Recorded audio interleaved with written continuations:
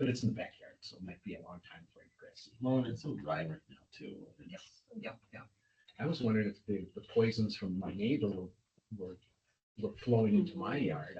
But whatever. It just a lot of dead spots.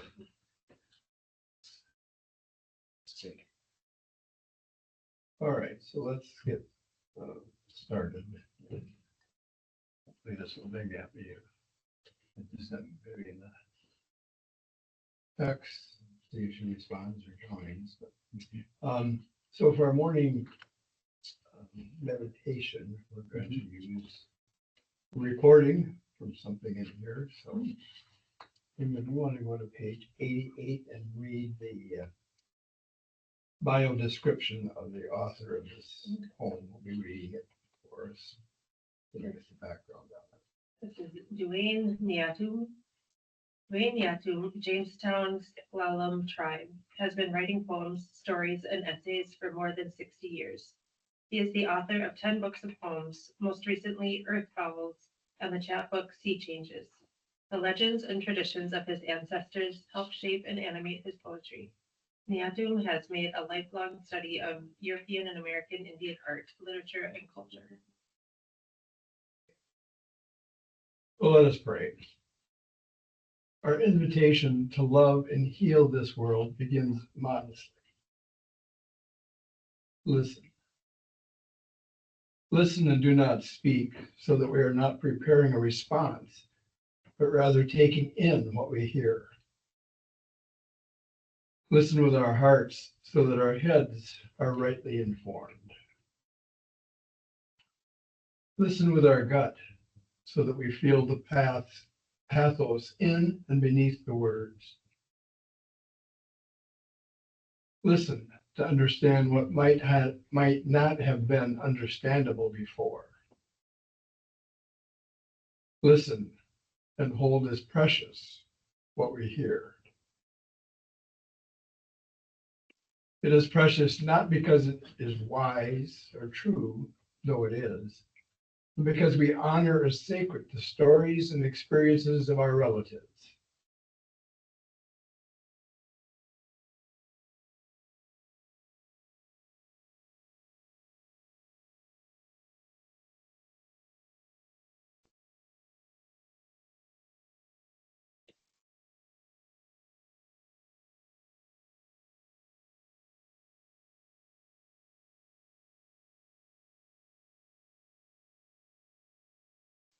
This is Duane Niatum reading Old Hump Tulips for my grandfather, Francis Patsy.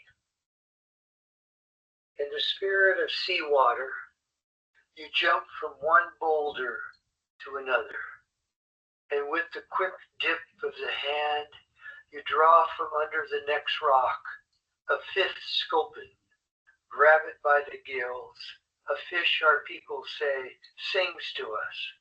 A gift you will clean and roast on the beach fire for your love and grandchildren.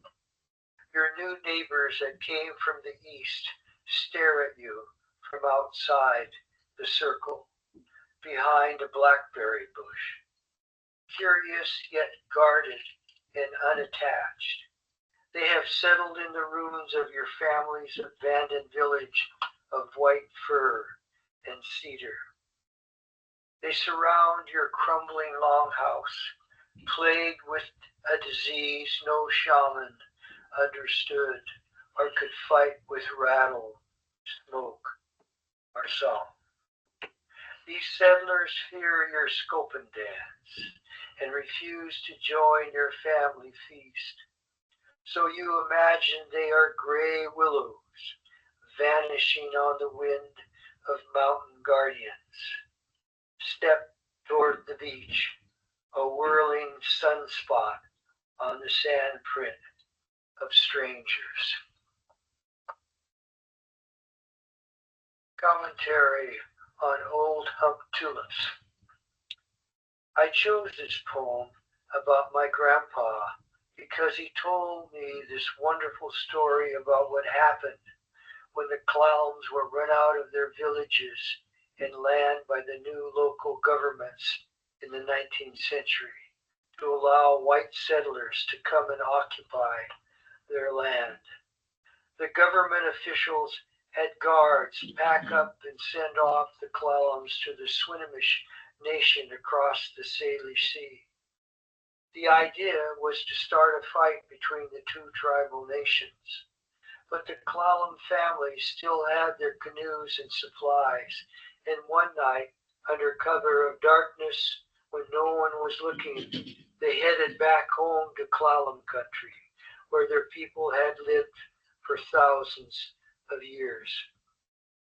Eventually, the families pooled what money they had and bought the land that had been stolen by the whites.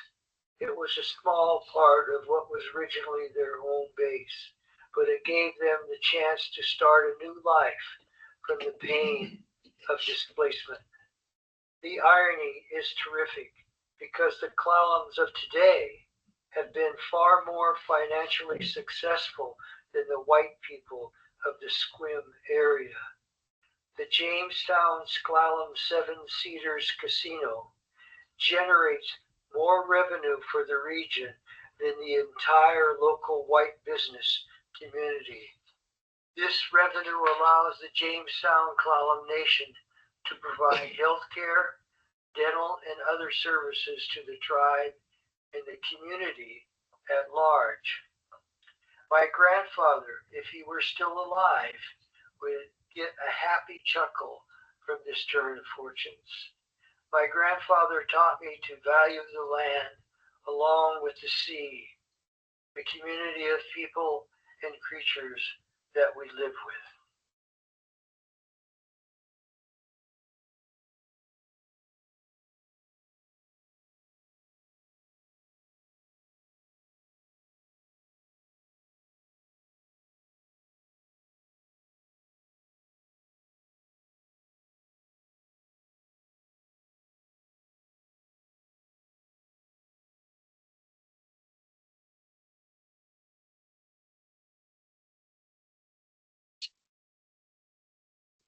Let us keep these words in our hearts and memory.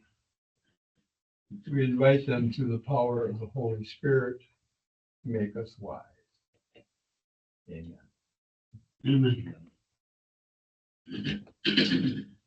Okay, this next part, we're gonna break into two different groups. So the three of you on that end want to go into my office. There should be three chairs in there, and the three of you here. And responded here.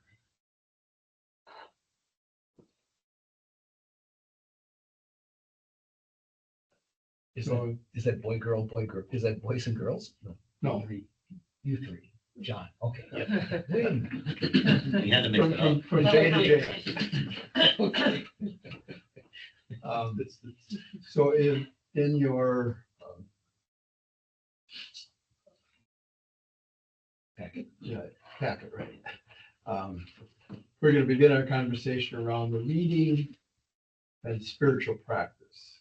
I invite you to turn to session 2, attachment A in your participant packet, as you'll be discussing the questions that are listed there. So each of your groups would designate someone as the facilitator, read the instructions and facilitate the conversation. And we'll take about 20 minutes to go through these.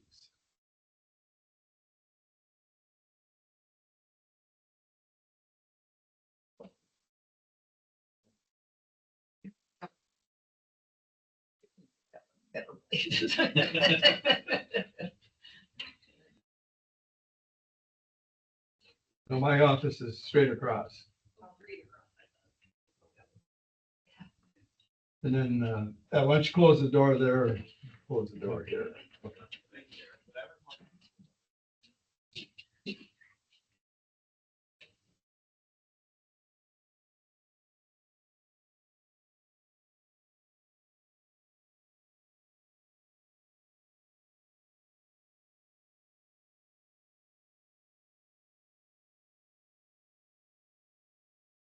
So, here, I go.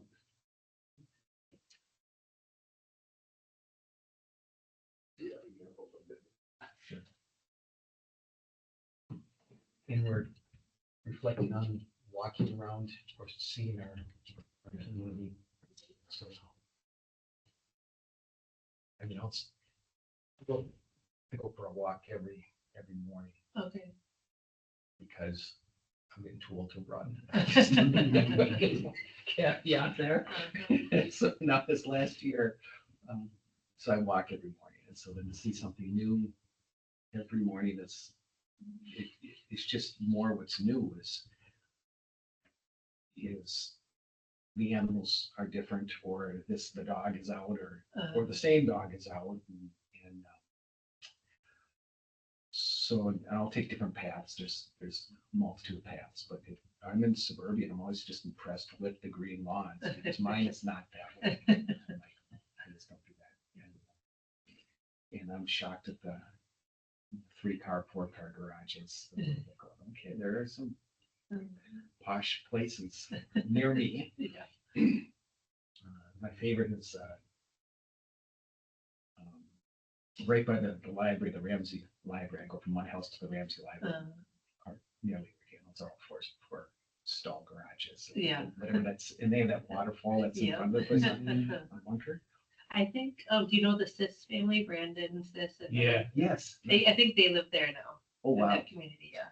And Judy Rothfork lives farther down, Okay. not in that development so much, Okay. but farther past the library, and Mhm. it's a significant home there. Uh-huh. She lives with her, I want to say her sister and brother-in-law or something. Okay. She lives on the 3rd floor, and they Oh. have an elevator in their house. Wow. That is her retirement. Oh, I'm So sorry. we got 2 families living in one of those big houses. Uh-huh.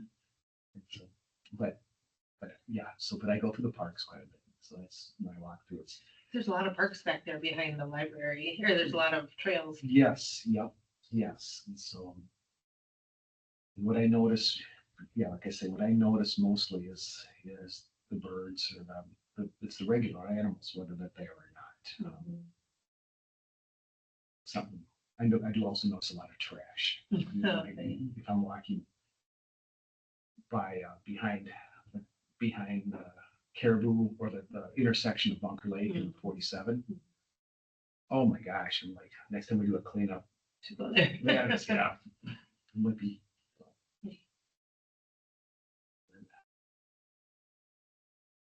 Well, I just noticed the other day when I was looking out my window in my kitchen window. So like one of my neighbors has those flowering trees, 3 flowering trees, and they're pinkish flowers. But I didn't realize on the other side of the house, I think it might be the next neighbor down, has a white flowering tree. So like, oh, I never noticed there was one over there. Oh, And then my one next door has a pink flowering tree. So I see that one. There was one year, I think I'm not very observant, or I don't like, I'm usually in a rush. Like I'm always running late and I always have to get somewhere. And last year my neighbor asked, oh, did you notice, did my tree flower or whatever? I was like, I didn't even look. So this year I'm like, okay, I'm going to look at the tree and appreciate it because, it doesn't last long when it flowers. yeah. So I've been noticing the trees.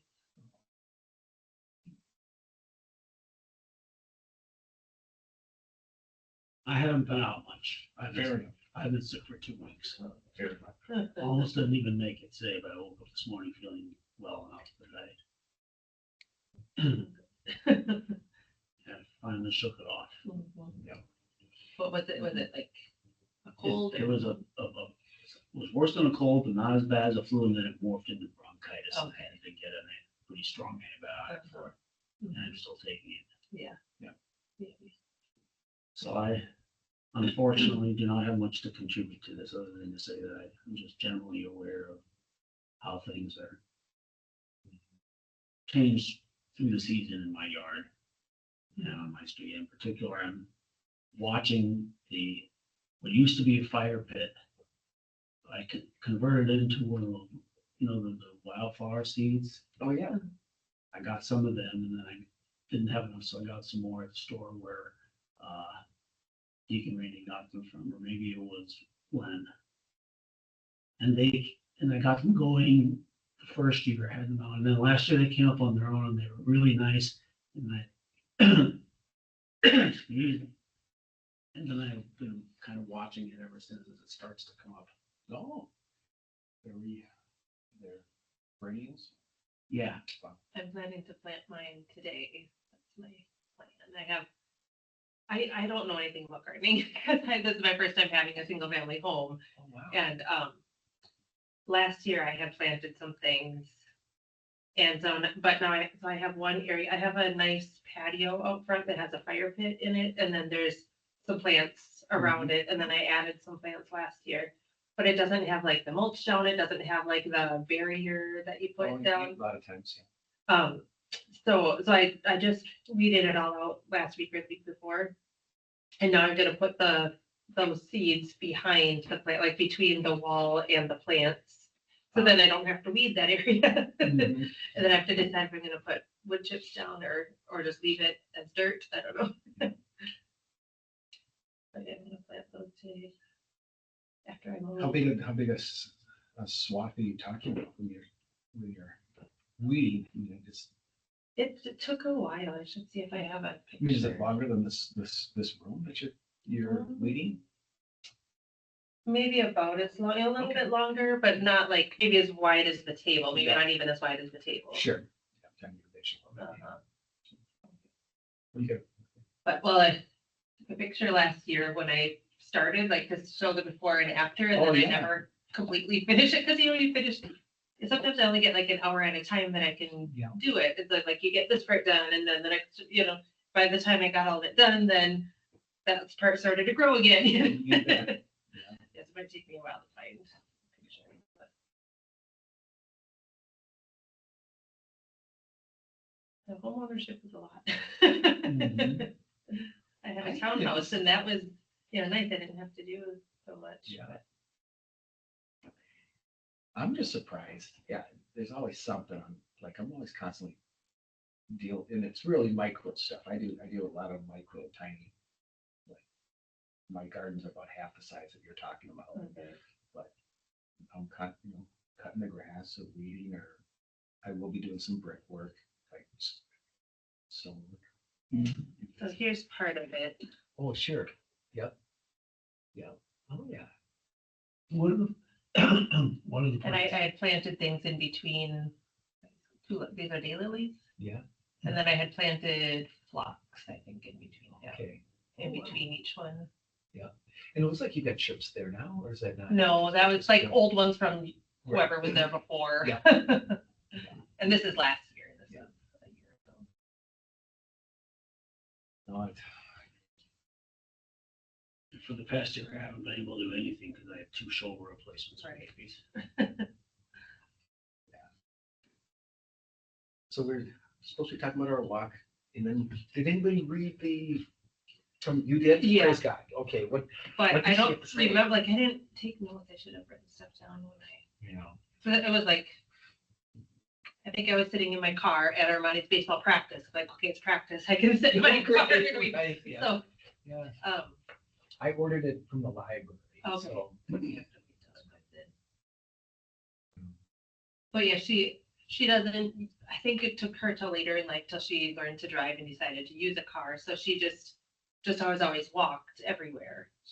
Everywhere she goes. So then, and you just, everything looks different when you're walking compared to when you're driving, you just fly by stuff and you just see these open fields. But when you're walking, you can see what's growing in the fields. You can see the insects and the birds and all the stuff that's in the field. And she talked about the spaces in between, like when you're a road person, like when you're a driver, you see the roads and all maps are based on roads and what the name of the road is and where the road goes.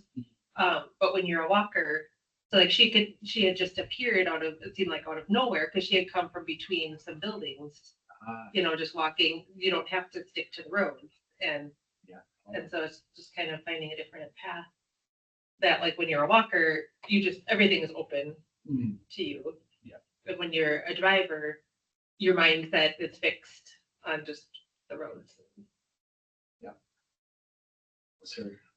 Where did she live, or where is she from? No, like Washington area, I think. Okay, Washington State. Washington State. Okay. And then, she described the experience of travel. I experienced that almost in reverse. After I did the Camino walk, which was just a walk. I mean, every day you're walking. I did take a couple buses in that 40 days, but I remember when my walk was done, and I took a bus the last 50 miles or so, and it was like, oh, it was the first time I'd seen that, for a long time that I really noticed things zipping past me and at such a rapid rate. It was like, oh, it was a real different feeling from going 5 miles an hour to going 60 miles an hour. Yeah. I really could feel it. And it's interesting. I discovered something like that recently when I drove to Chicago to a friend's funeral. And I decided to avoid the expressways to the greatest extent possible. Oh, And so I ended up going through, first of all, I wasn't driving as fast. And I was slowing down, going through the towns, and I noticed the towns. And I noticed the lay of the land, like I can even identify watershed divides. oh. How do you divide? How do you identify watershed divides? You have to kind of guess where they are based on what's sloping one way and what's sloping another way. Okay. And that was a whole different experience than driving at 70 miles an hour on I-90 and then on I-90 between La Crosse and Chicago. God. Yeah, La Crosse I'm from La Crosse, Minnesota, which is by La Crosse. And to get down there, the fastest way is to go through Rochester, and then it's all interstate. But then, of course, if you go 61, then you get the beauty of the river Yeah. and the bluffs and stuff. But usually, like, I just need to get there. Like, I'm going to see my family. I want to get there. Yep. Maybe driving after work or whatever. Want to get home before it's done, whatever. But sometimes, like, you have to make sure you make time to take the slow route and go through the towns and see the river and the bluffs and all that. Yeah. I always go that way when I drive out east to see my family. But like you say, it's always, I need to get there. Yep. It's like 6 hours or whatever, I figure for Chicago. Yeah. It depends on what's St. Paul side or. Right. Interesting. So, okay, so she just mentioned that it was the difference in speed and what you noticed that she was saying. Okay. And then there's the one here where. So the doctrine of discovery. Okay, what did you, describe, what is, and its impact, what thoughts, emotions, bodily sensations rose as you read this description? Was it a long description or maybe it was real quick here? I like it. I mean, you almost feel guilt that this happened, and that it's based on the church's teachings, or like. Although it's very explicit that the doctrine of discovery is not an official doctrine for Catholic Church. Okay. It says that in the bottom here, it does, and then I didn't get the book here, but I was looking up the doctrine of discovery this week. It's 2 weeks, and so if there's a paragraph that she describes it, because I mean I can tell you what I researched on the doctrine of discovery. Okay, here's what, so the doctrine of discovery does not refer to just one church doctrine, nor are its impacts confined to theological issues. The doctrine of discovery is a theological, philosophical, and legal framework dating to the 15th century that gave Christian governments moral and legal right to invade and seize indigenous lands and dominate indigenous peoples. And then it talked about how, like, it sees indigenous peoples as less than human, and that's how they were able, like, well, they're not human, so we can take over the land. I thought of something else. Okay, so this chapter she went down to Suriname. I don't know if that's how you say it. Yeah. The country in South Africa. South Not South America. With her husband, because her husband was studying something, and she's like sociology person, and so she went to learn about something, I forget. But because the native people there were being taken over, like pushed off their lands by their government because and they're all in the rainforest. Yeah. And then it's just seen as open land with empty land. Mhm. Like there's no inhabitants, but there were inhabitants. Yeah. But they're not like in villages, they're just living freely In the woods. in the woods. And so she went down there to study them or whatever. Yeah. But and then because she is native, the people recognized her nativeness. Oh. And asked that through the translator asked, what are you going to do to help us? Oh. Like they identified her as one of them, Oh, and so it wasn't her intent to go down there to help people. She was just studying like an observer. Yeah. But oh, and so that's how she got the calling to do any of this stuff and learn about the doctrine of discovery. And that was her impetus to start that. Being a church worker, theologian, minor league theologian. What struck me about the original, there were some of the original documents that came from the Pope and the church. Okay. Two big ones came before Columbus sailed, Okay. and so I thought, oh, that's interesting. And then another major document, which I'd like to research more, came out like 6 weeks after he returned. And I'm thinking, oh, that's a pretty fast turnaround for a bureaucracy. 500 years ago, Mhm. Columbus comes back to Portugal, let's say, and then to get to Rome. But although they were the Pope was involved, was a politician and was working with Spain and Portugal. I think it was to work on peace because those guys were gonna like who gets to control what. Okay. And so, anywho's, I was just amazed that this doctrine, one of the major ones, Doctrine of Discovery, or in one of the books, but it was so close to say, okay, how do you get from Portugal, the information? Now, okay, I can maybe a couple days. They didn't have internet, and then to write something, Yeah. and it isn't one document. The big thing was a one page, essentially one page, really fine print, about 3 pages typed in this day and age. Okay. I haven't had a chance to read that Uh-huh. yet. I'm surprised. Now I'm going to share my ignorance. I don't even know what he certainly, they didn't know about. They knew there were some islands that Christopher Columbus and maybe some big islands, I think is what he, Okay. but it's kind of he certainly didn't know about Brazil, and they certainly put it out. He made a dividing line about where Portugal and Spain will divide to Okay. say you're in charge of this, you're in charge of this. You don't, because they were having land disputes because they were sailing all over the world at this time, and they're finding these lands, and now these countries are just going to say, we plant our flag, we own it. Yeah. And Uh-huh. and the other's like, oh no, we're going to send money, whatever. Uh-huh. And so I just was thinking, like, from the report that Columbus gave on his first voyage, and then he writes this. Well, I don't even think he had any concept of what was on the other side of 100 leagues west, which is 300 miles. And they draw a line and say, oh, this is 300 miles. It touches on Brazil. And I'm thinking Columbus had nothing to do with Brazil, as far as I know. Uh-huh. But just that way, a 6-week turnaround. I'm like, okay. And then 300 years later, then it's used, it keeps coming back. And then our Supreme Court Yeah. references it, That's something in here too about that. Yeah. like 400 years later. Now, okay. And I just submit to you, as I'm sitting here, we are talking about international governments and cultures that are organized. The world was never void.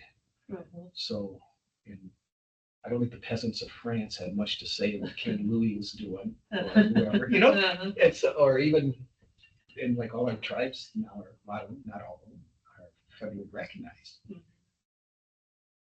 And so when talking about this, we could talk all at one in this nice room. But I think the county assessor is going to have something to say about it too, or Tim Walz will have something to say, or not even Tim Walz, our federal government, our Office of Bureau of Indian Affairs or whatever. But as American citizens, we're connected. But I'm thinking,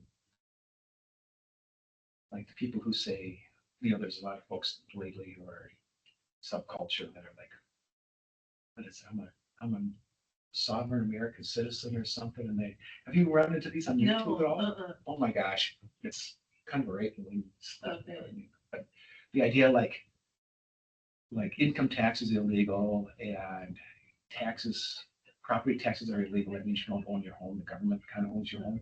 And so when you get stopped, you say something snooty.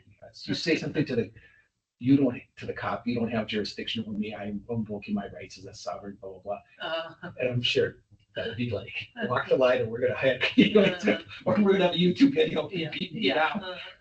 So, you've never stopped running into those. Mark, you haven't run into those yet either. What? This movement or this idea, there's some people that like, I'm a sovereign I don't have to, citizen. I don't have I've to follow never- the laws. Yeah, I've never the US thought of government that. doesn't have that right. Okay. They don't have a real legal right to do that. Okay. Whatever. But yes, I've run into a few of those, and a couple of my renters were kind of more into that.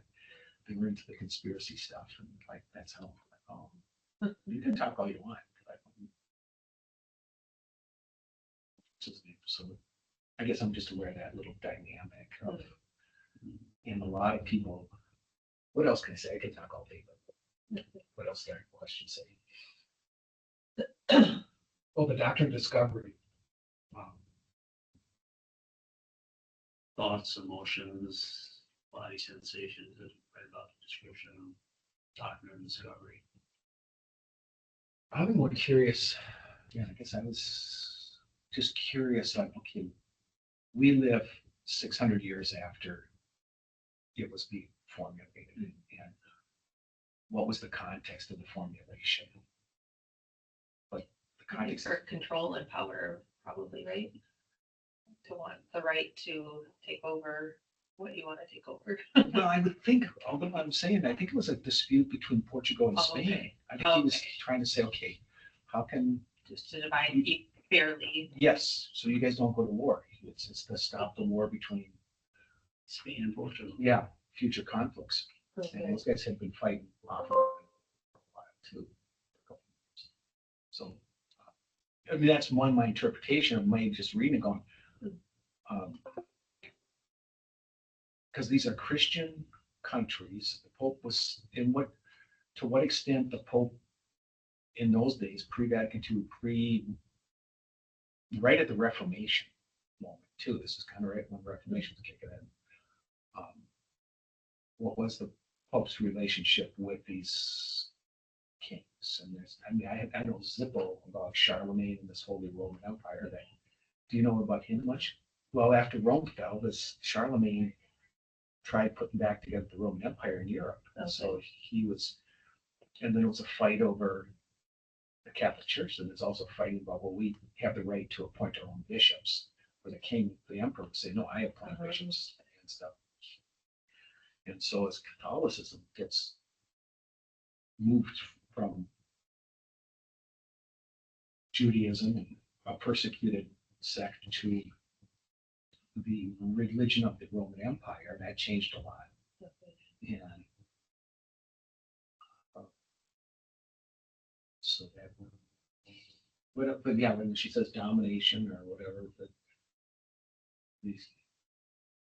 the governments.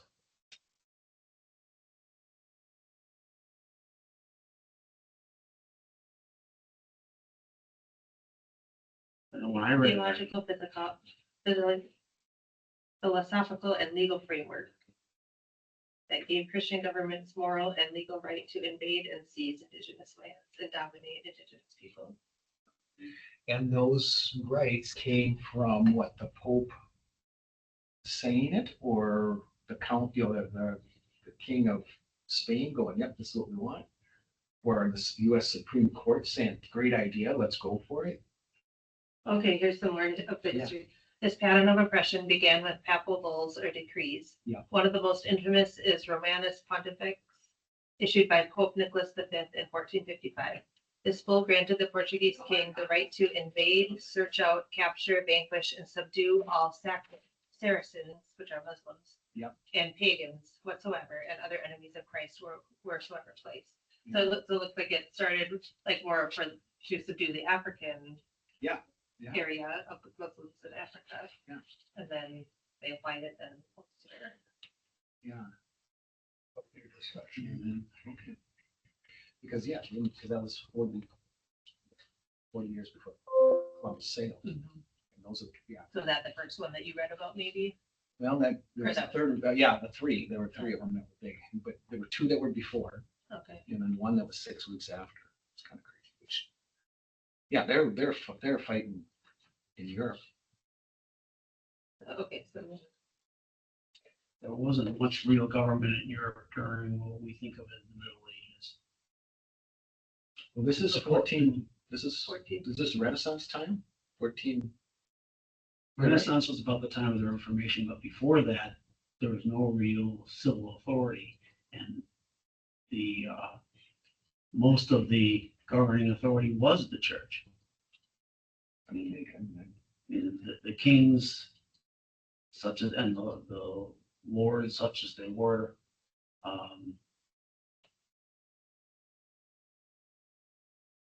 they all controlled fiefs. yeah, And those fiefs had serfs, and then there were, it was generally those couple of years of lawless times. Yeah. Except, and the only source of order during that time was the church. And the kings, and for all their lawlessness and all their bickering with each other and even fighting each other, ultimately were subservient to the Pope. That's my understanding anyway. yeah, to how that played out, yeah. And then about the time of the Renaissance is when Martin Luther decided that the church had it wrong, that it was really this, not this, you know. I've often used that when we get to heaven, we'll meet Martin Luther there, but not the Pope who excommunicated him. Oh, God's mercy is so wide. That's true. I believe that actually. Yeah, so that. Which I think is, I mean, I don't know if that's interesting. I find it very interesting. These are beforehand, Yeah. 40 years, 50 years before. Mm. And get a problem. And we need to But smudge. then it gave them freedom to do that because they're slaves. And then it even said New Zealand and Australia. No, Right, in Australia, New Zealand as My well. Yeah. one of Kate's cousins did that, and there was an ember that ended up on something, and later that night, house caught fire. So you gotta be very careful. oh no, we did I that mean, in that's- Stevens once, where we did a reconciliation and they had the grills in the front, everybody was putting their words in there. And all of a sudden, that's like, holy moly, a little bit too much paper in the grill. But they had a cover, so that was fine. They were prepared, but yes, anyway. Okay, so if each group wants to share maybe the highlights of your discussion or any insights that you came up with. Well, one insight is that we've not treated the Native American very well, you know, and so I think we ought to take some responsibility for that. And so we spent a lot of time on that. The on the discovery kind of thing, I think, you know, we talked a little bit about how we push them off the land. Treaties are, you know, not really being enforced now. I mean, we're taking away more their rights and other people's rights, but so, you know, we have a lot to learn. And we haven't listened, I mean, well, and we still don't listen today. And so things that have happened in the past, we just keep repeating. I mean, even amongst ourselves.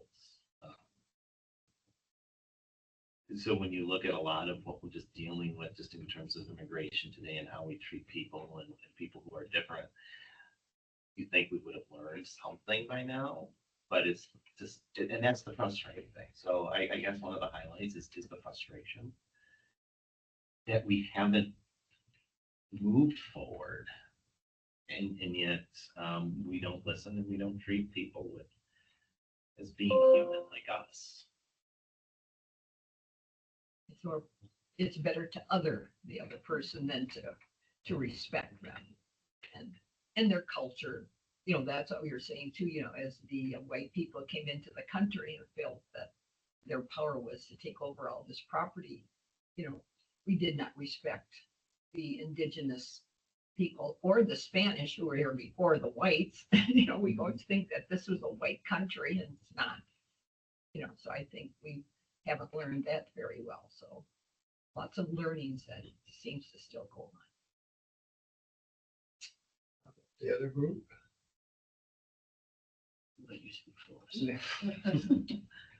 Well, we were, we talked about, just the difference between walking and driving, the first question.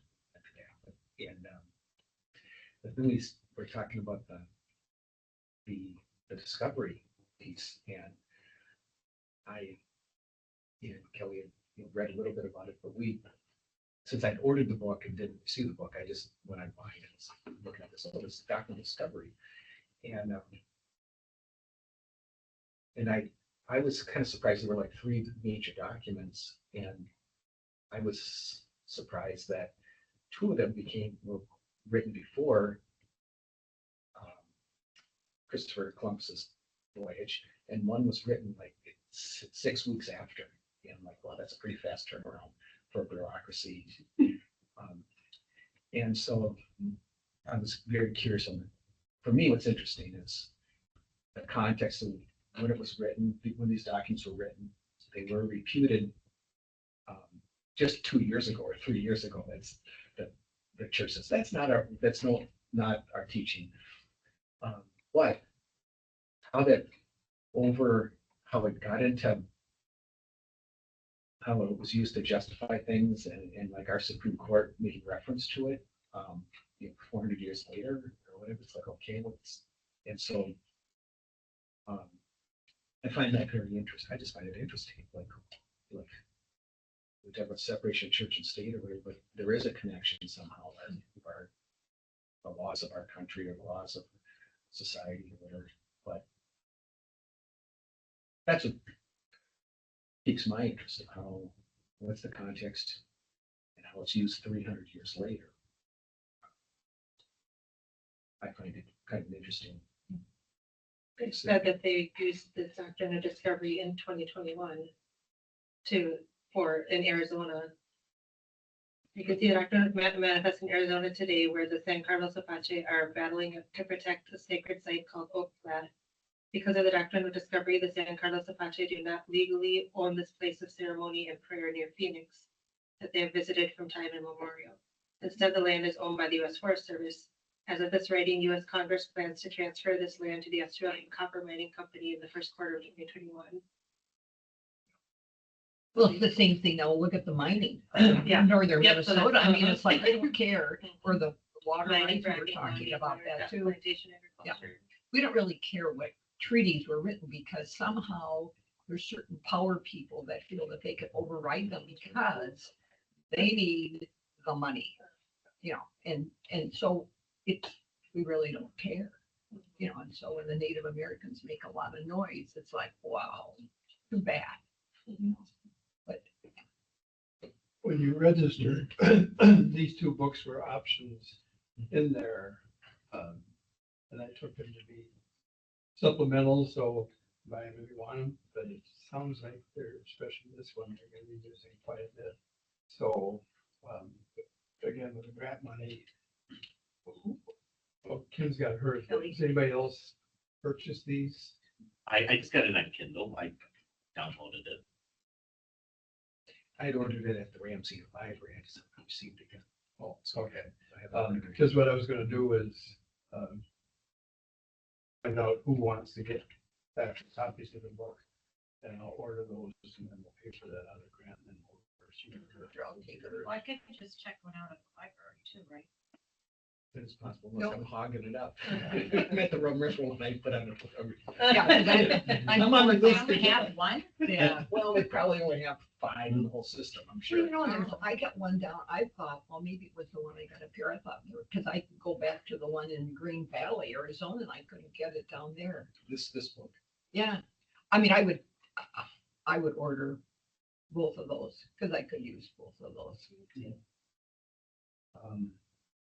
I mean, if you want to order something. Yeah, so why don't anybody that wants me to order them, send me a text or an email, so I know how many to actually order. But again, we'll pay for those out of the grant. The So real, my library system, I'm in Champlin, they have 3 copies of it, but it says all copies in use. And the one. Mike's got all three of them. Yeah. One is, I'm supposed to be in the queue. I'm also waiting for another book. I've been waiting a couple weeks for that one. the real, But maybe it's just easier just to order them. Yeah. I mean, I just hate, So this- spending a this- lot of. like I said, send me an email or a text and so I know how many are. The personal interesting thing here is that the author, it's the same name as one of our oldest daughters that we were just visiting the last week. One of her best friends from back in Detroit Lakes that went all the way through Holy Rosary together and then to Detroit Lakes High School. So Sarah Augustine. So as I was reading the book when we were out there, and he said, here's the other Sarah Augustine, as an author. Before we move into our break, I started doing some things on the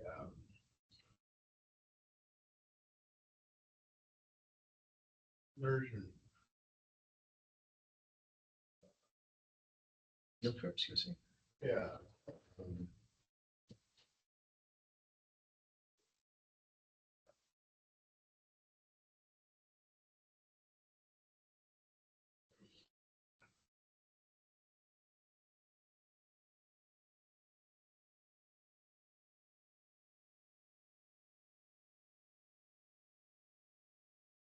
So when we do the trip up to the 2 northern reservations,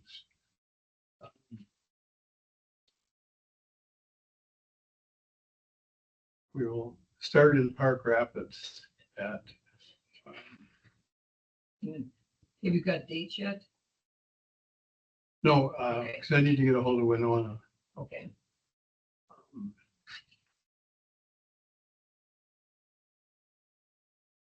Okay, so it's the old library building that this is in.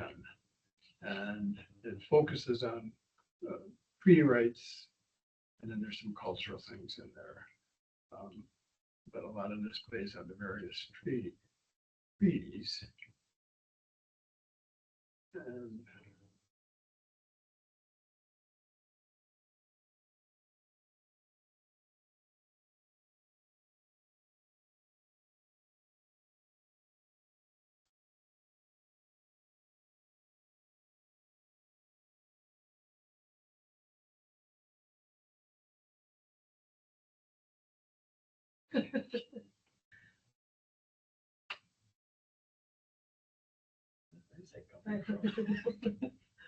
That's what's nice to be Father Paul.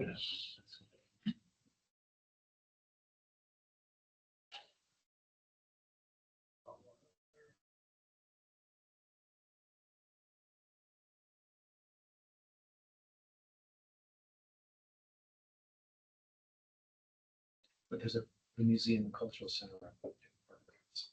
That'd be our first stop. um, up there's the one I wanted. Closed Sunday, Monday and Tuesday.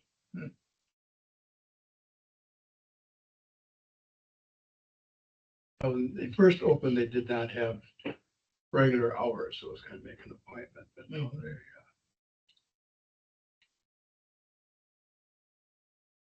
I've heard of this. I mean, it's good reviews.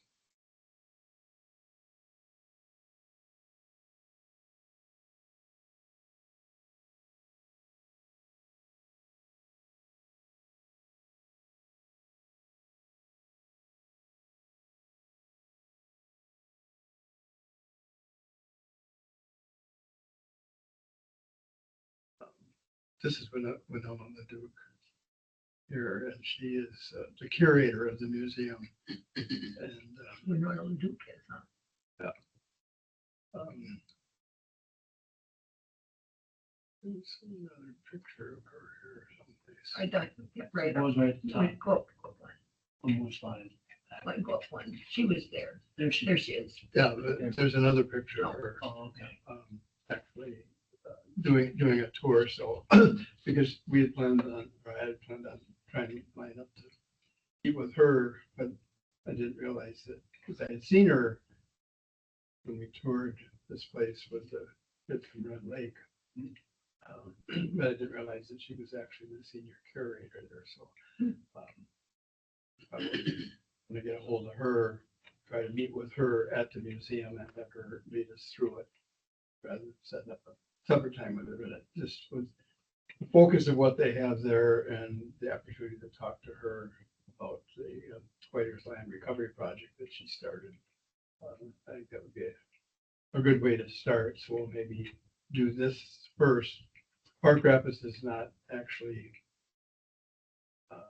on the Whiter's Reservation. I think Hubbard County is not, but Natowash, which is close by, Oh, I've been there. is kind of the edge of the eastern edge of the reservation. So I think we'll start there with her and then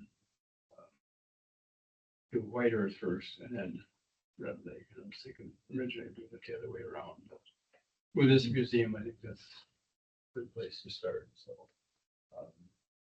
And it is open on Saturdays, so if we maybe look at that, would be July 18th, I think. If she would be available that day, that we would start, we would leave that morning, drive to Park Rapids, meet her there, and then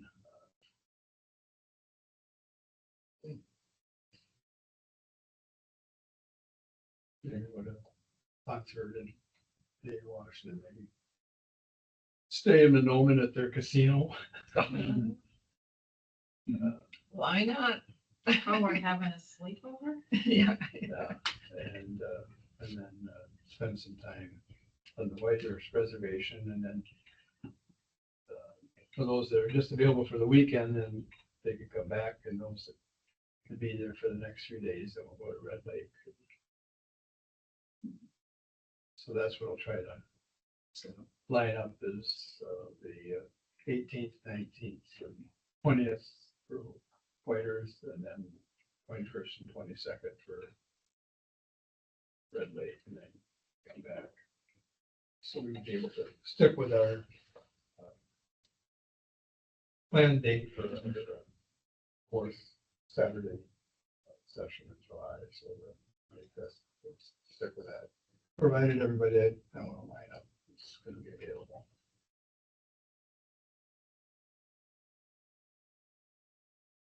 Basically the 18th through the 22nd or 23rd.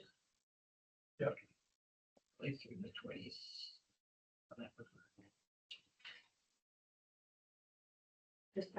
My calendar goes through June 30th, and I just last Oh. week bought my next calendar, so July is wide open. I love that, so I can put this on.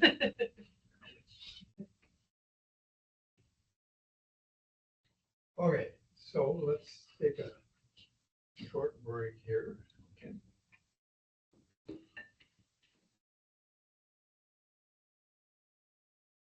I could get some plates or something. We don't, I just brought some cookies. I wasn't sure what all. Yeah.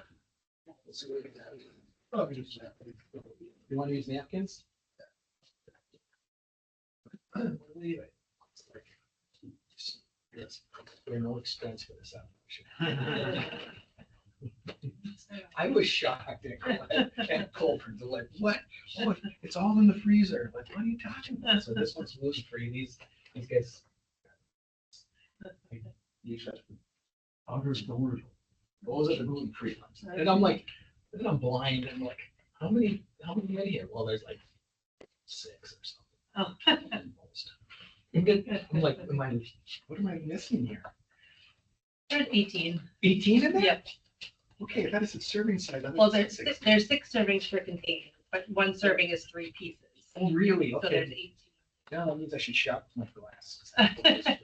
What's going on? Well, 18, I have to put out, well, you look like you know. But How many donut holes are there?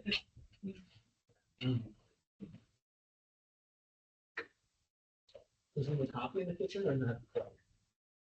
I don't think there is. So those are the gluten-free.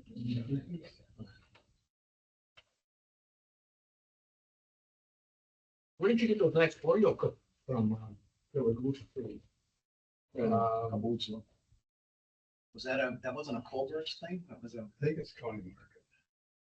oh, It's in the opposite. Yeah, County Market has a, they're past their produce section, right side,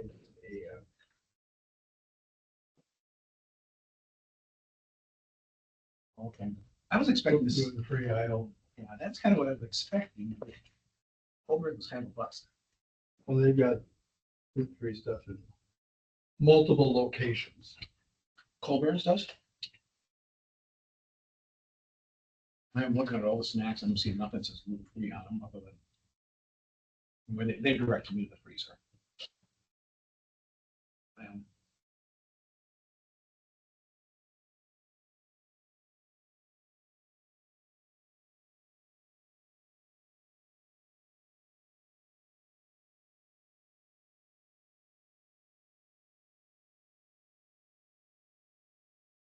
Have you, do you know Wilma? Winona, Yeah, what's Winona? So Winona? Yeah. Yeah. Have you dealt with her, worked with her in the past? dealt with her eons ago. Okay. Back when I was still living in Detroit. Sure. So I don't need gluten free. I don't repose. Right.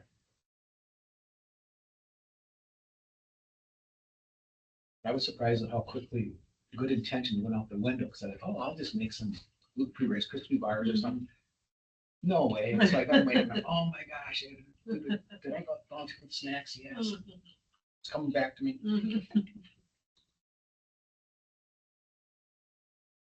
What was I running?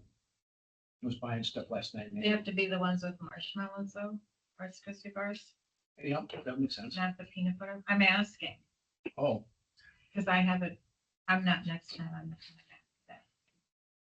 you know, I was assuming it was gonna be marshmallows, but then getting a recipe, let's say what were the ingredients, because you had mentioned you want to have gluten-free Rice Krispies, or you want to have gluten-free Well, cereal. rice is gluten free Well, but by itself. Kellogg's Rice Krispies are not gluten-free.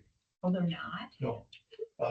A lot of things, ingredient wise, don't have gluten in them, but they're processed on equipment where That gluten has- is processed, so that's where you get cross-contamination. Right. So all these, whatever their brand is, crispy rice, I think is what it's called, is gluten-free. Mhm. And the surprising one is multi-meal. Their rice is also gluten-free. My cousin works at the local meal place down in Northfield. That's where Holly went to college and that's where her grandson goes, so. You smell the food as you're anywhere close to their plant. But then as I'm thinking about this, with Rice Krispie bars, was it marshmallows and butter? It's Rice Krispies. Are those marshmallows and butter, they're gluten free, or I would still, I mean, I would have had to get different ingredients, or it's a possibility or no? Well, generally they should be. If you look on the label, it may say something about processed on the equipment that has nuts or gluten or different things like that, so that even though the ingredients don't contain whatever an allergy might be because of cross contamination, so they're supposed to put that. So we don't want anything like with peanut butter. Peanut butter, okay? Well, I don't have a nut allergy, Okay, but but that for doesn't those have. various allergies they're supposed to put on there. Right, What Might contain- ingredients are dairy, soy, gluten, nuts or whatever.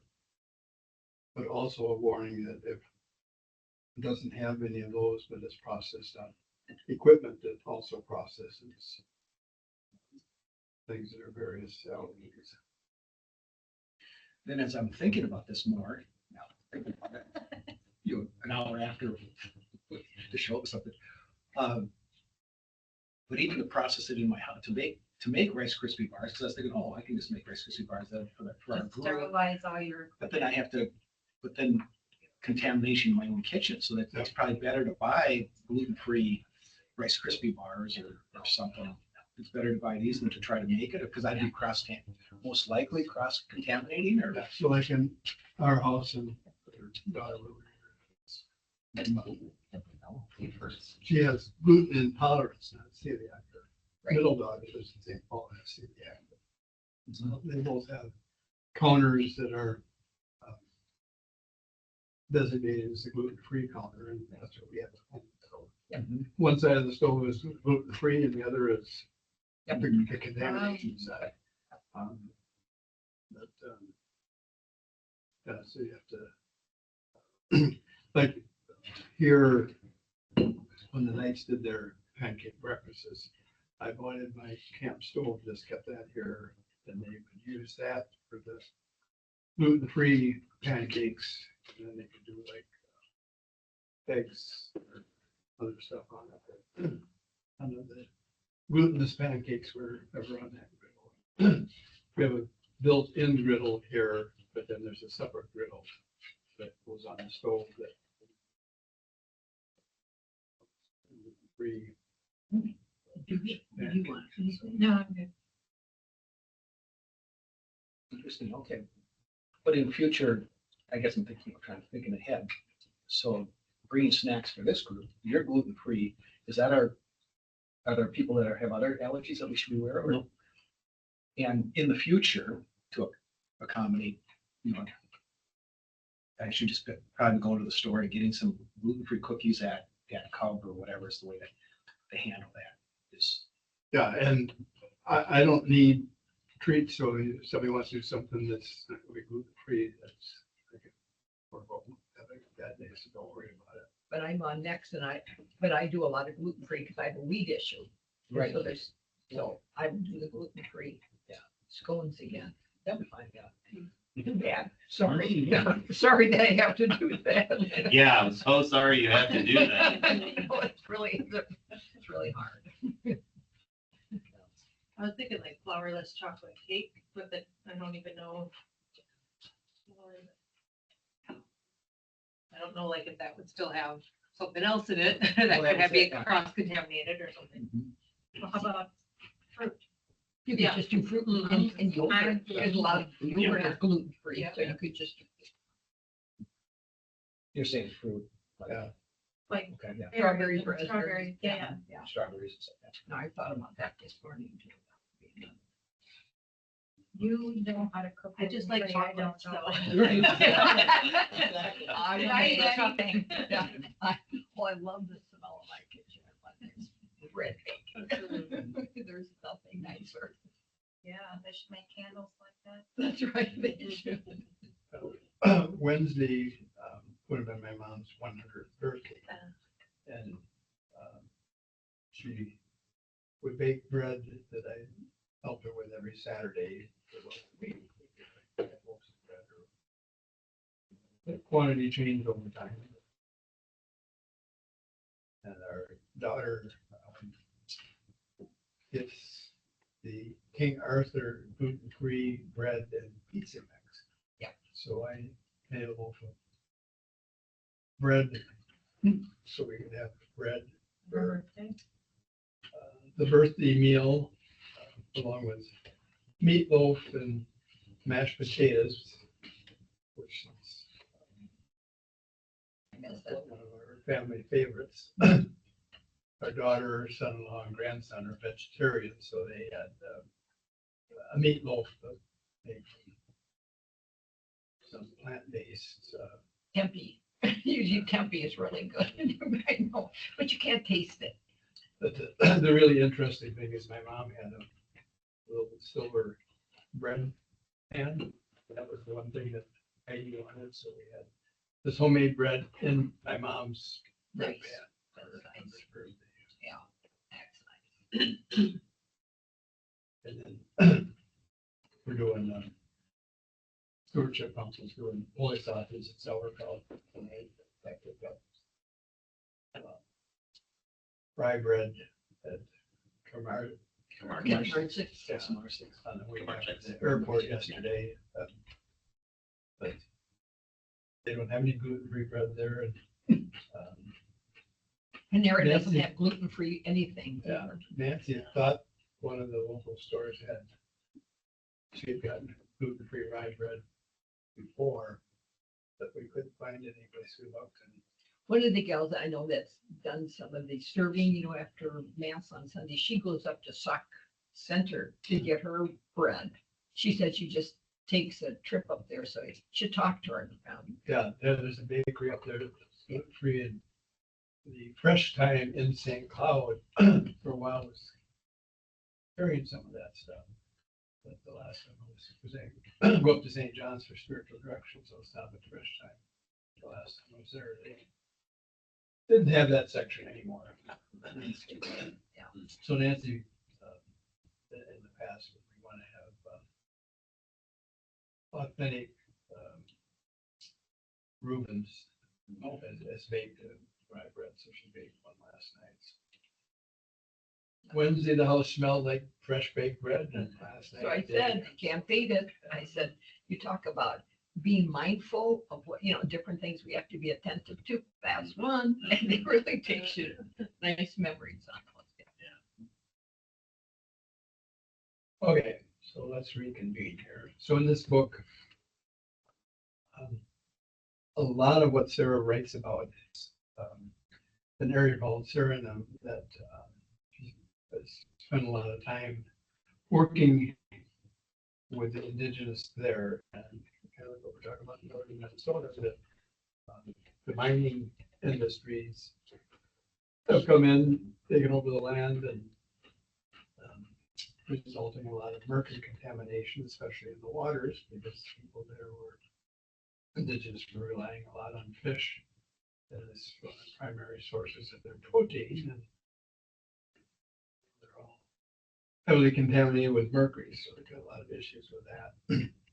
So what she writes in here in one section is Suriname's policy toward indigenous peoples did not originate in this small region.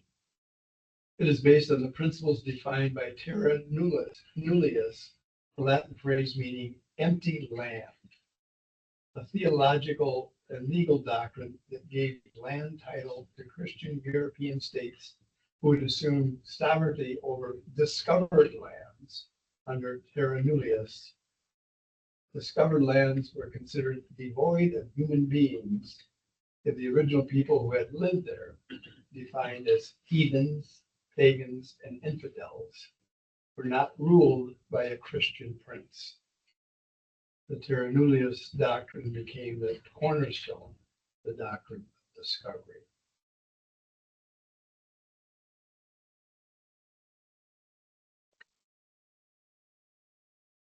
I have I don't know if you call it a terrible habit, but I love to do research.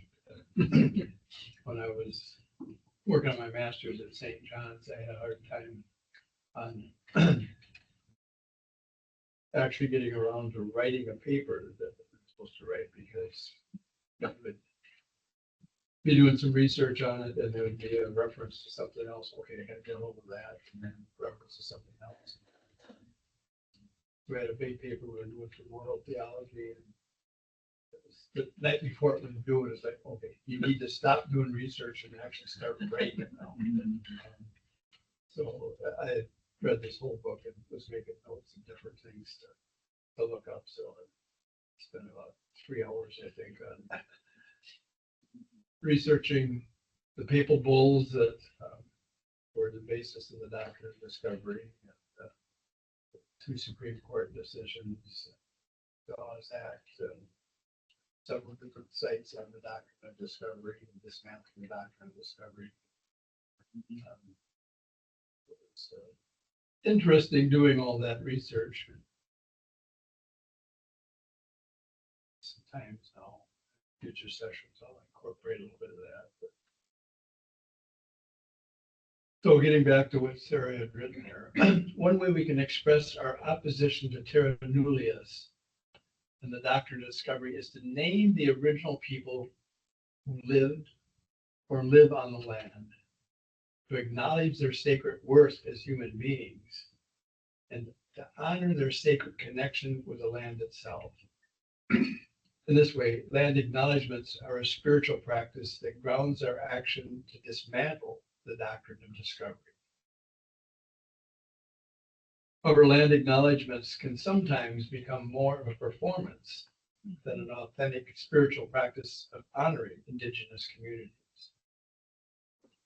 We'll now watch a funny video about these types of land acknowledgements so that we can avoid this misstep and instead develop acknowledgements that truly reflect our values and commitments.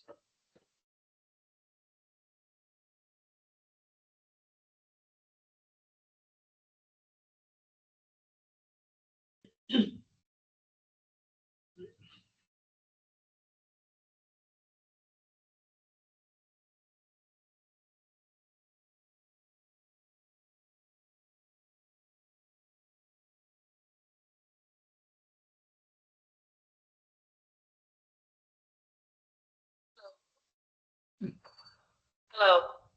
First, I'd like to remind everyone here to turn off your cell phones. Before we begin this evening's performance, we would like to acknowledge that this theater stands on territory of the Anishinaabe, the Haudenosaunee, the Huron-Wendat, and the Petun First Nations. We are also mindful of broken covenants and the need to make right with all our relations. And now, please enjoy the show. Sorry, hello? Excuse me, should we go? Excuse me?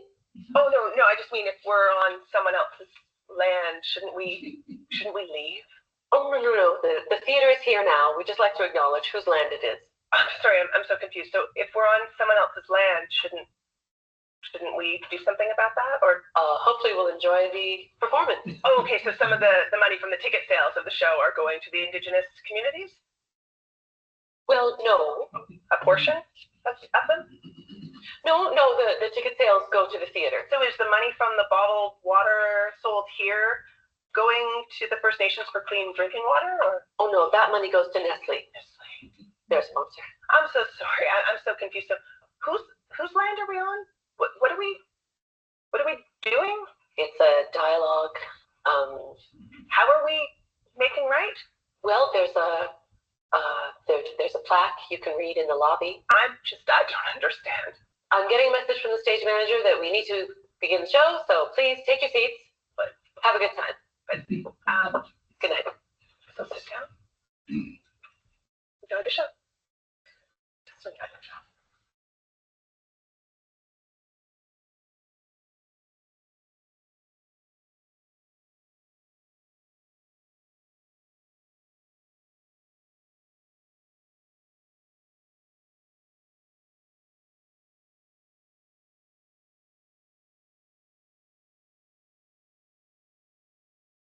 I always feel that too, when you go to the Guthrie or some of these places, they always acknowledge that we're on this land, but it's like, what? You know what I mean? I agree with it. We need to do something. Good to know. Yeah, good to know, but. So how do we? It's a first step. Right, it's a first step, but it's just that what's the next step? And we don't always go to the next step. We stop at the first step. That's the problem. You know, because I know they've tried to, even some of the Black people have tried to get some of their land back, and it's like, well, it's too late now. Well, you know, but I mean, that's for discussion. So the intention behind playing this video is not to discourage land acknowledgements. The intention is to invite land acknowledgements that are not a performance, but an authentic expression of love for and commitment to the original people who lived or lived in our local area.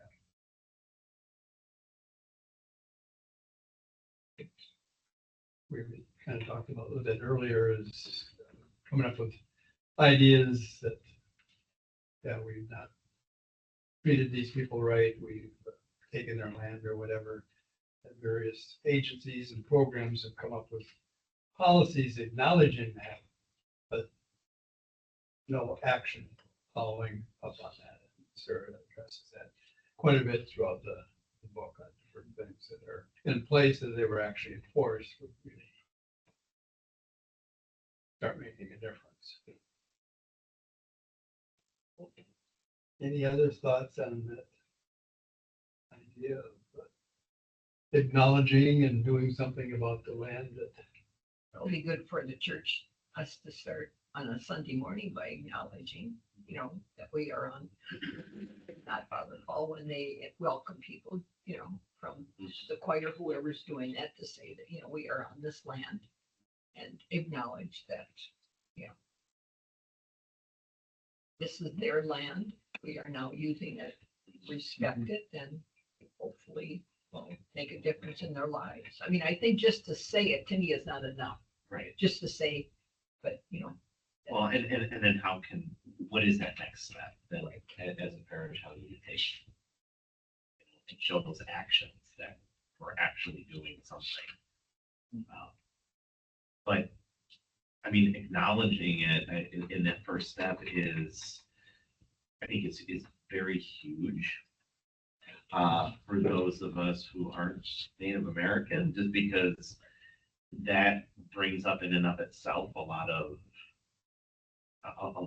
questions or feelings. Some denial, probably. The denial. I mean, there's a lot there. So I mean, just in the acknowledgement itself. But I think we do need then to move past. Obviously, we need to pass that to do the action, and what does that mean to them? And that's something to keep in mind, because what we're doing here is the educational piece, but at the end, it's a call to action. Okay, right now, from what we've learned, what do we need to do? So it's not just like, okay, end of day session, that's been fine, let's move on to the next thing. I mean, I would think I think the education piece of our history here in this area, Ramsey, knowing, because I was saying, okay, whose land was this? Okay, it was the Dakota, and then I was like, but okay, is that include Shakopee? Does that include, other bands, or that maybe not, that aren't federally recognized, and say, oh, what happened here, or what happened in, to what extent it happened in southern Minnesota, which isn't too far from here. In matter of fact, it did impact this area. I mean, but knowing who's here, what bands were here, or what's the history here? I mean, Mocha's been around for a long time, but at the same time, what was happening? What is the band that was here? What is our history in this county and in our location? Because is that I was looking, who won this, or who was here, and I was gonna say, Shakopee Indians, because I just know they were pushed down a little bit, and there was a lot of conflicts all over the place, between Ojibwe and Lakota, between the U.S. in 1862. But just, I know nothing about really reading up on this location. Now, farther west, there's a lot written about the 1862 conflict, and to say we're connected in a way because people are running from there to here and going back and forth. But yet, if that makes sense to say, hey, So in those steps in acknowledging, I mean, I can have ideas, but I mean, I'm curious to know from a Native American perspective what that would look like, because I don't want to pretend to know that I know that, okay, I'm acknowledging that I'm taking these actions, that's actually I don't feel good about that. So how can I acknowledge that in a real actionable way? What can I do? And I just don't want it to come from me, Yeah. my perspective. It means I need to be in dialogue. I mean, Those might be questions for Winona and Red Lake. What's the name of the gentleman that's in our parish that's Native American? Merlin Williams. Merlin what? Merlin Williams, and he's a member of the Waders tribe.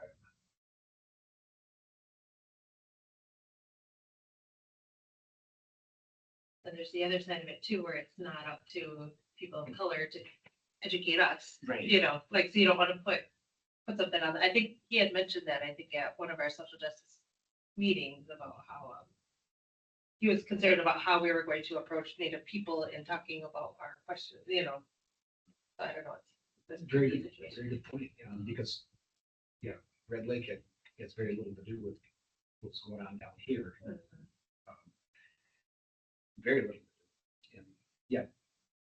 Yeah, so no, just more education and And she talks in here about how like one person might feel one way about something and another Native person might feel different, like you can't just have one person's perspective on speak for their whole community or their whole. Yeah. Yeah. All Native people across the country, because they're all different. Okay. We will now begin the spiritual practice of creating our land acknowledgements. These land acknowledgements will be created individually, drawing from our unique perspectives, creativity, and spiritual reflection. For the end of today's session, we will turn our individual land acknowledgements into a communal liturgy that we'll read together. Today we'll begin the first section of our land acknowledgements. Honor the original people who live or lived on the land on which we currently reside. Throughout the program, we will explore concrete actions we can take to embody our love for Indigenous relatives. Then during session 8, we will revise our land acknowledgement and add our commitment to action. Today's activity is merely a first step in creating a land acknowledgement, which you can amend and augment as you learn more about the Indigenous community you seek to honor. So we go to attachment B in section 2. There are various questions there.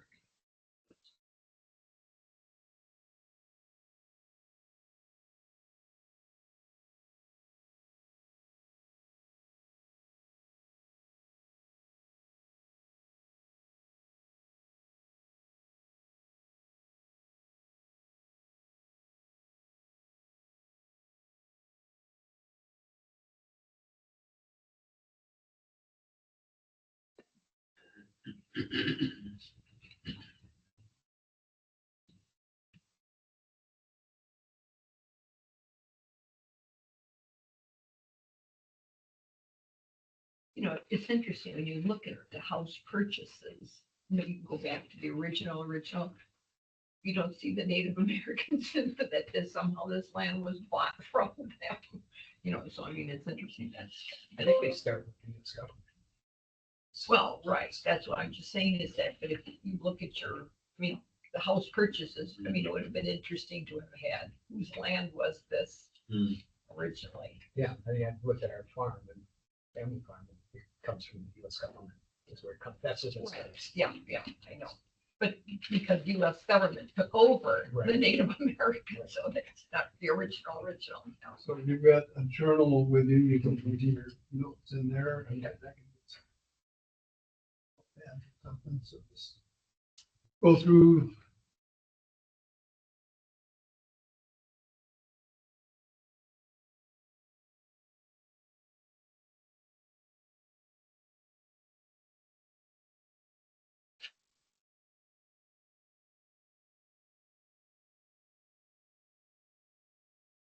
Steps that are here.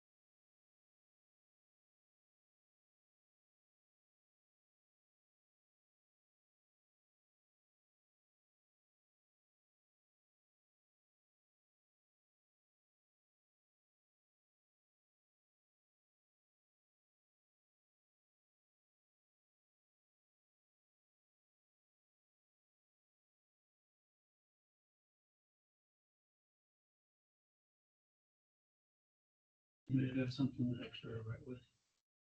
I do.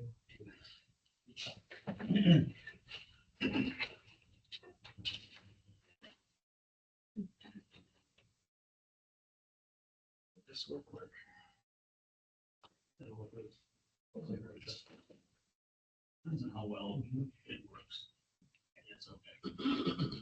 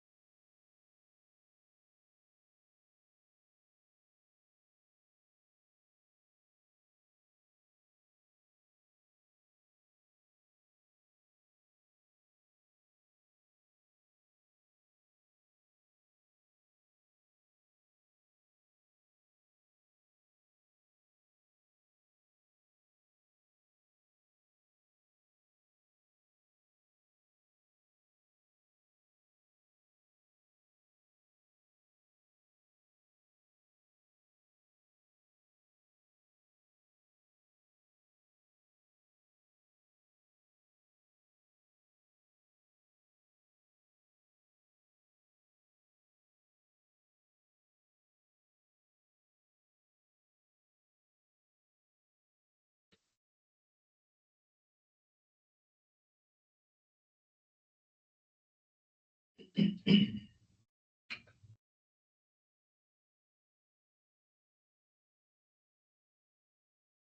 haven't finished it, you could wrap up statements.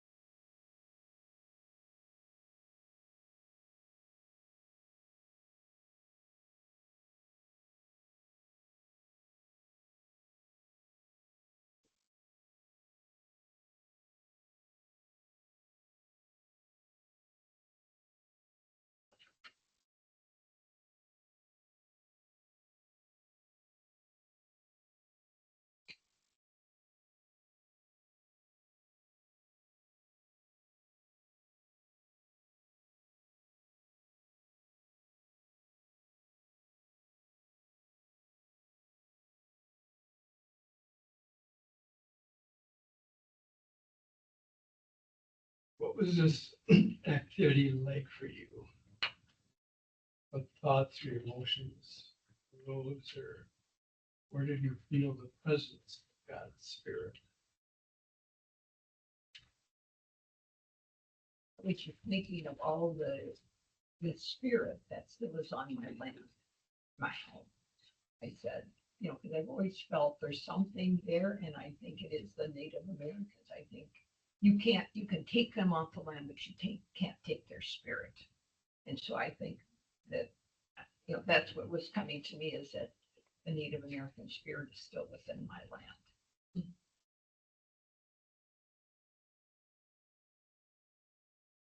I was thinking how the spirit moved me to find the things that I found when I did my research, and how I could incorporate that into writing. Like, oh, well, I read about this, and like, that's what I should be putting in is I'll just how the spirit found that for me, led me to that.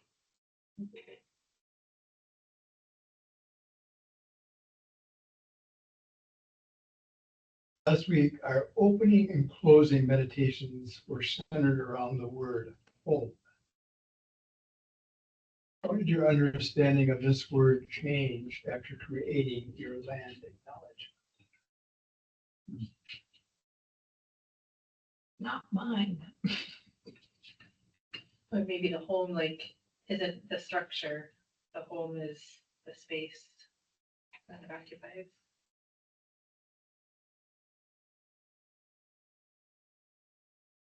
Can you read that again? That's the.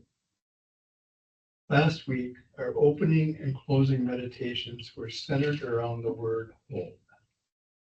What did your understanding of this word change after creating your land acknowledgement?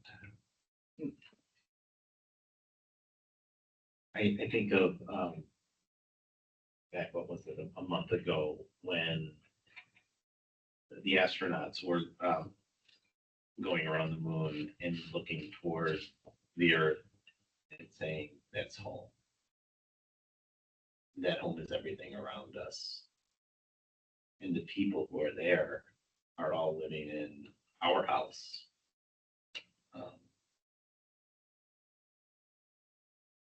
Together.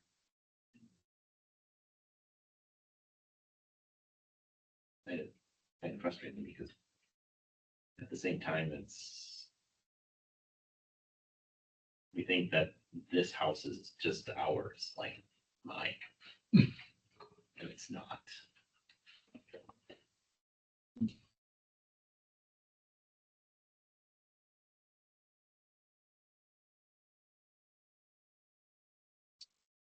Now let us pray.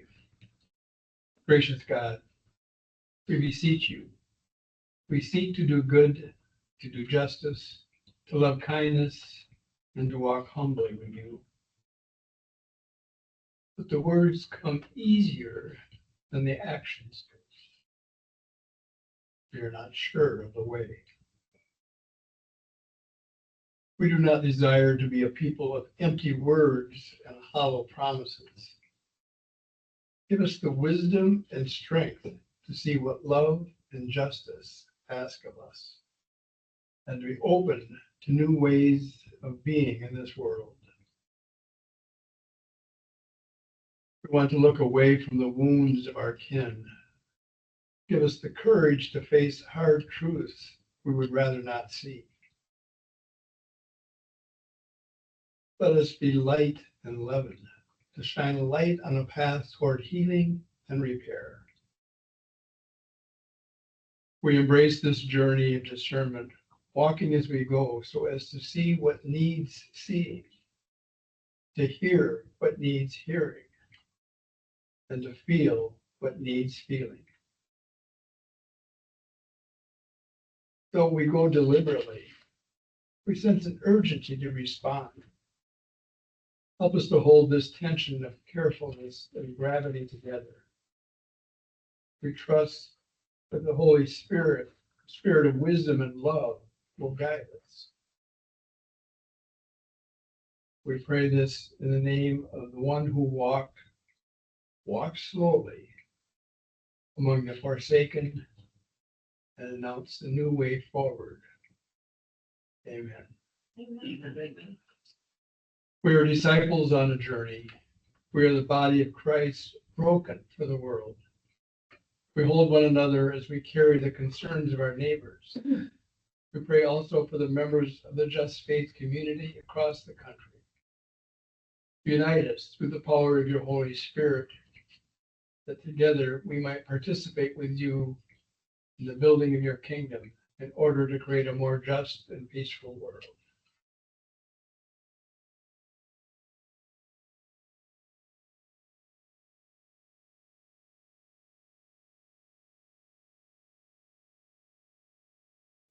Now go around the room and in the circle, read our responses to first question 1. I acknowledge that the land I live on was once occupied by the Lakota ancestors of my niece Becca Howe and the people of the South Dakota Rosebud Reservation. I acknowledge that my home was originally the homeland of the Wapekute people. I acknowledge that my home was originally the homeland of Ochetse and Wapekute.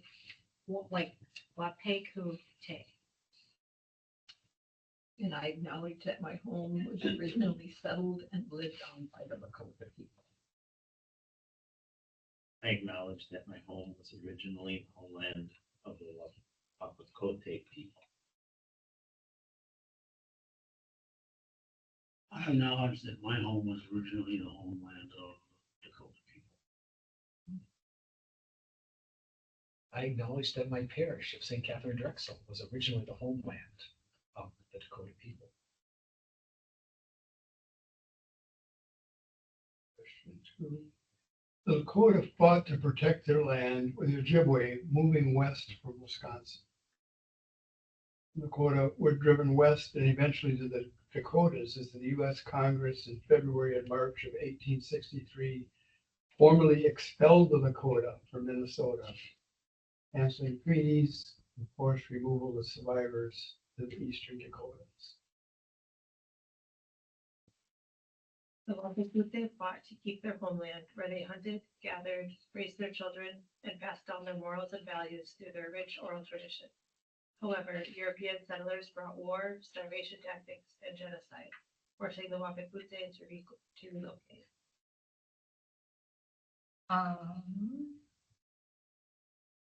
There was something called Session 243, which I couldn't find any real details on.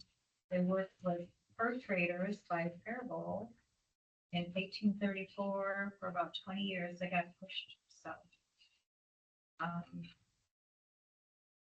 2 schools were built, St. John's and St. Benedict's, for children. There, I didn't know that was their origin, but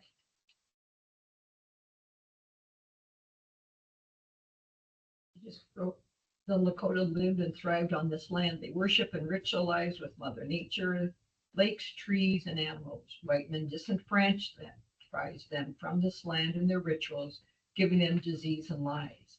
Lakota were moved to reservations whose rites and rituals were slowly eroded over the years. Dakota people respected the land that they worked on and lived on. They raised their families working as one with the land.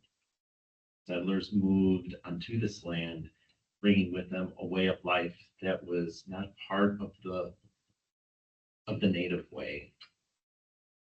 The differing ways forced the Dakota out of this land and their homes.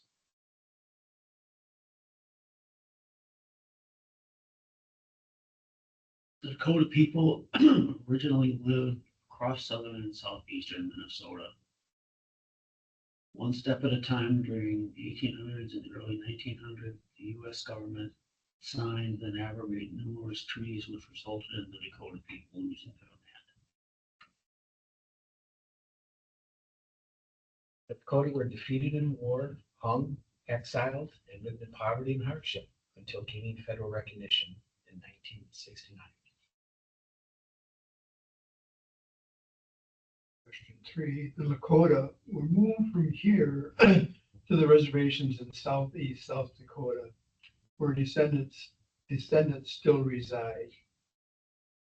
There are areas on those reservations with a heavy presence of Lakota, but non-natives occupy large portions of their land. Due to forced removals, the Wapikute were forced onto reservations in South Dakota and Nebraska within the Santee Sioux Nation. Descendants of the Wapikute have also settled in Minnesota and surrounding areas, especially near the Minnesota River Valley. They were relocated to Rice County. Prairie Island Indian Community is there now, Shakopee. I can't even begin to pronounce that. Wakabitan Sioux Community of Minnesota. And I just said they were moved to reservations and where their rites and rituals were slowly eroded over the years.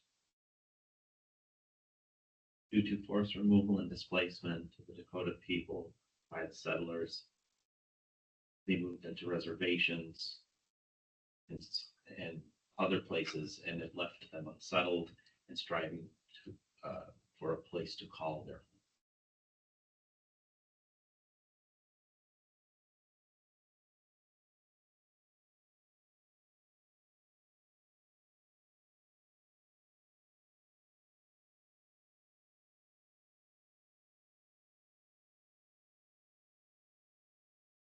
The U.S. government signed and abrogated numerous treaties which resulted in the Dakota people losing their land, and they were forced onto reservations.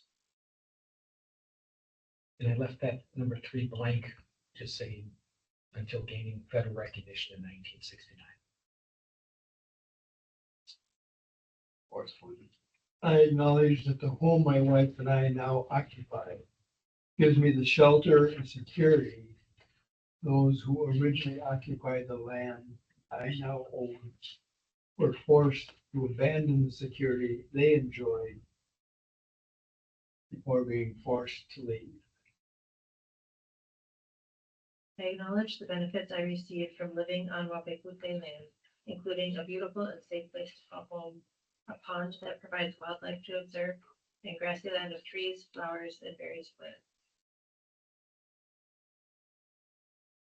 I acknowledge that the deer that were there when we first moved there are not there anymore. But we have lots of bunnies and a pond. I acknowledge that by living on my property, I have been immersed in the sacred, learning from the trees, the lakes, and the animals, informing me of God's presence, which I now call home. I am grateful to the Lakota people whose spirit remains on my land. I acknowledge the beautiful lands in which I live and work, from the flowing rivers to the trees. All of these work together to sustain my life, my physical well-being, my spiritual well-being.